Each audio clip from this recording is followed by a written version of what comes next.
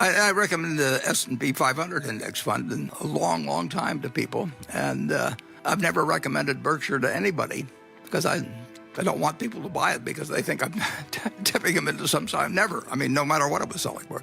And, I've made it public. On my death, there's a fund for my then widow, and 90% will go into an S&P 500 index fund and 10% of Treasury bills.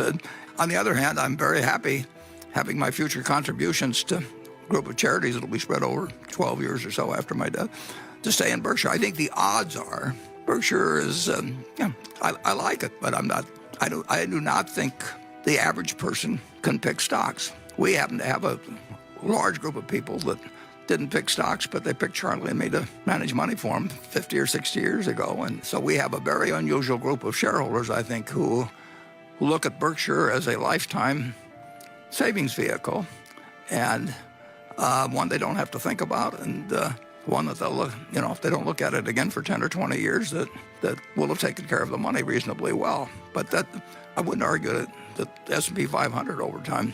I like Berkshire, but I think that a person who doesn't know anything about stocks at all and doesn't have any special feelings about Berkshire, I think they ought to buy the S&P 500 index.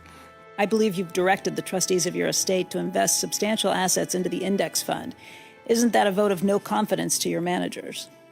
Well, no, because we're talking about way less than 1% of my estate.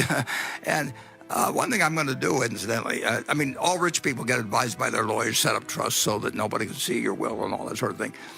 My will is going to be public record, and you'll be able to check at some point when I'm telling you the truth about what is going to get done. But 99.7% roughly of my estate will either go to philanthropies or to the federal government. And before it does it, I think Berkshire is a very good thing to hold. But for a given individual, particularly my wife, I just think that having a tiny fraction, which is all it takes for her to do very well for the rest of her life, I think that the best thing to do is buy 90% in an S&P 500 index fund. Now, the index fund people naturally have started over the time. They market more and more products that go to other indices and everything. So they're really starting to say to the American public, they're saying, well, you can pick what continent to invest in, or you can pick what industry, and we'll sell you something for that.